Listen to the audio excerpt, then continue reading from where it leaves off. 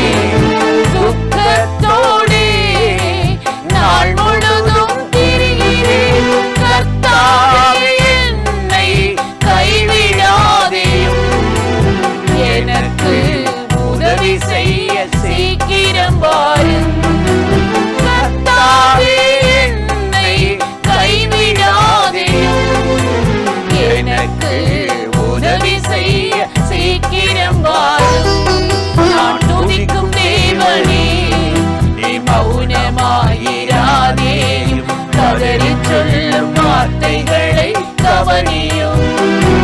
நான் கதறி சொல்லும் வார்த்தைகளை கவனியும். நான் துதிக்கும் தேவனே, நீ மௌனமாயிராதேயும்.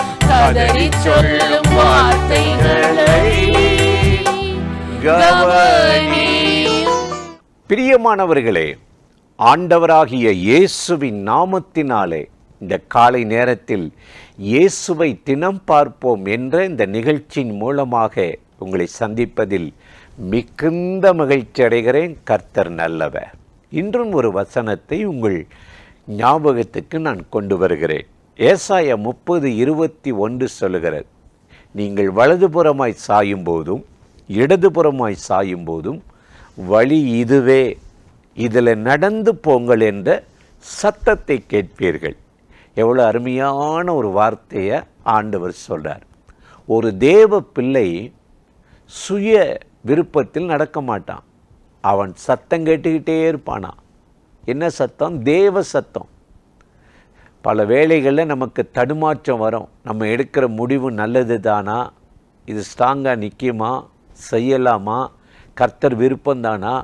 அதான் சொல்கிறாரு, வலதுபுறமாக சாயும் போதும் இடதுபுறமாக சாயும் போதும் வழி இதுவே, இதில் நடந்து போங்கள்ன்ற நேர்த்தியான சரியான வழியில் நடத்துகிற ஒரு தேவன் நமக்கு இருக்கிறார் இல்லையா? அவருடைய வழியில் நம்ம நடக்கணும். ஏனென்றால் இன்றைக்கு பூமியில் வாழ்கிற ஒவ்வொருவருக்கும் ஒரு பிளான் இருக்குது, ஒரு நோக்கம் இருக்குது, ஒரு வழியை வச்சுருக்கிறாங்க. ஒரு குறிப்பிட்ட ஊருக்கு தான் போகிறோம். சிலர் சென்னைக்கு போகிறோன்னு வைங்க, சிலர் திருச்சி வழியாக போவாங்க, சிலர் ஈசிஆர் ரோடு பாண்டிச்சேரி வழியாக போவாங்க, சிலர் சேலம் போய் போவோன்னு நினைப்பாங்க. பல வழிகள் இருக்குது. ஆனால் நமக்கு தேவன் வைத்திருக்கிற நோக்கம், வழி, நம்ம குடும்பத்தை குறித்து பிள்ளைகளை குறித்து என்ன வழி வச்சுருக்கான்றது கண்டுபிடிக்கிறது தான் கிறிஸ்துவ வாழ்க்கை. அதனால தான் இயேசு கிறிஸ்து பூமியில் வரும்போது அவர் சொல்லுகிறார், அவனவன் தன் தன் வழியிலே போனானா. அவனவன் தன் தன் வழியில் போய் குழியில் விழுந்து எழுந்திருக்க முடியாமல் ஏமாற்றப்பட்டு சமாதானத்தை இழந்து பலத்தை இழந்து சொத்தை இழந்து வாழ்கிறாங்க. இந்த வழி நமக்கு தேவையா? அப்போ கர்த்தர் நமக்கு ஒரு வழியை வைத்திருக்கிறார். அதனால தான் இயேசு சொன்னார், இடுக்கமான வாசல் வழியாக பிரவேசிக்க பிரயாசப்படுங்கள். கேட்டுக்கு போகிற வழி விசாலமானது, பெரிய வழி. ஏன் கேட்க முடியாது, யாரும் தடுக்க முடியாது. அது கேட்டுக்கு போகிற வழி. ஆனால் நித்தியத்துக்கு போகிற வழி ஒரு வழி இருக்குது. அது இடுக்கமான, கேர்ஃபுல்லாக தியாகம் பண்ணுற வழியாக இருக்கும். அந்த வழியை கண்டுபிடிக்கிறவன் பாக்கியவான் என்று சொன்னார். இன்றைக்கு நம்ம வழி எப்படி இருக்குது? ஆண்டவருக்கு பிரியமாக இருக்கா, இல்லை உங்களுக்கு பிரியமாக இருக்குதா? எந்த வழியில் போகிறோம், யார் வழியில் போகிறோம்? நம்ம செய்கிற காரியங்கள், போடுகிற திட்டங்கள் எல்லாம் இது கர்த்தரால் தான் வந்ததா? நீங்களா இப்போ நல்லா இருக்குன்னு சொல்லி செய்துட்டு அப்புறம் ஒரு போராட்டம் பிரச்சனை வந்த உடனே அந்த வழியாக அது இப்போ எனக்கு பிரச்சனையாக இருக்குதுன்னு சொல்லி அப்புறம் இழுத்து மூடிட்டு போகிறது மாதிரி இன்றைக்கு அநேகருடைய வாழ்க்கை இருக்குது. கடையாக திறந்து மூடுவதற்கு, பிஸ்னஸாக திறந்து மூடுவதற்கு கர்த்தர் ஒரு வழியை நமக்கு திறந்தா அதை யாரும் லாக் பண்ண முடியாது. அதனால தான் வேதத்தில் பிழையாம் என்ற ஒரு மனுஷனை ஒரு தீர்க்கதரிசி, மதிகேடான தீர்க்கதரிசின்னு சொல்லுது. அவனை ஆண்டவர் எச்சரிக்கிறார். இஸ்ரவேல் ஜனங்களை சபிக்க போக வேண்டான்னு சொன்னாலும் மீறி போயிட்டார். கழுதில் ஏறி வேக வேகமாக போய் சொத்து வாங்கணும், திராட்சை தோட்டம் வாங்கணும், ஆசை யாரை விட்டுச்சில்ல. அப்போது ஒரு தேவதூதன் அப்படியே வழியில் நின்றுட்ட உடனே கழுதை மறித்து செவரோடு உரசிடுச்சு. கழுதையை போட்டு அடி அடின்னு அடித்தா கர்த்தர் கழுதின் வாயை திறந்தாராம். அப்போ தான் தேவதூதனை பார்க்குறார். தேவதூதன் நிற்கிறத இந்த கண் தெரியாத தீர்க்கதரிசி பார்க்கல, கழுதை பார்த்துருச்சு. ஏன்னா அந்த கழுதை கர்த்தருடைய வழியில் நடந்ததுனால. அப்போ தான் சொல்கிறாரு தேவதூதன், என்னாகம 22:32, உன் வழி எனக்கு மாறுபாடாக இருக்குது, பிடிக்கலை, நீ போகிற வழி நல்ல வழி அல்ல, நீ எடுத்திருக்கிற முடிவு நல்ல முடிவு அல்ல.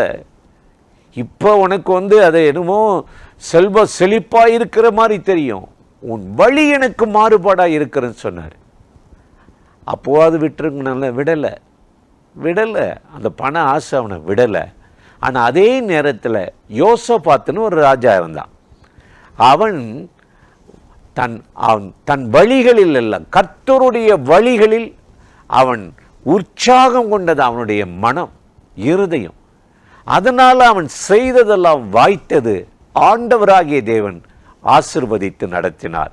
எனக்கு அருமையான சகோதர சகோதரிகளே, இன்னைக்கு உங்கள் வழி எப்படி இருக்கு? கர்த்தர் பிரியமாக இருக்கா? அதெல்லாம் விட்டுட்டு இன்னைக்கு ஆண்டவருடைய வழியை கண்டுபிடிச்சு நடந்தா இடராத செவ்வையான வழியில் நடத்துவார். ஏசாயா 35:8 சொல்லுது, அது பரிசுத்த வழி, அசுத்த வழியாக வருவதில்லை, அது நீதியின் வழி, பேதையாக இருந்தாலும் திசை கெட்டு போவதில்லை. அந்த வழியை இன்றைக்கு ஆண்டவர் உங்களுக்கு காட்டி இந்த நல்ல அற்புதமாய் நடத்த போகிறார். அந்த தேவாதி தேவனை நோக்கி நாம் ஜெபிக்கலாமா? அன்பும் இரக்கமும் கிருபையும் நிறைந்த நல்ல ஆண்டவரே, இந்த ஆசீர்வதிக்கப்பட்ட நாளுக்காக, நேரத்துக்காக, கிருபை இரக்கங்களுக்காக உமக்கு நன்றி. இப்பொழுது யாரெல்லாம் அந்த நிகழ்ச்சியில் இணைந்து இந்த வார்த்தைகளை கேட்டு உம்முடைய வழியை காட்டும் என்று கெஞ்சுகிறார்களோ, கர்த்தருடைய வழிகளில் இன்றைக்கு நடக்கட்டும். கோணலானவைகள் செவ்வையாகட்டும், இடராத பரிசுத்த வழியாய் இருக்கட்டும். சமாதானத்தோடு என்று நடத்தும், ஆசீர்வதியும். இயேசுவின் நாமத்தில் ஜெபிக்கிறோம் பிதாவே, ஆமேன், ஆமேன்.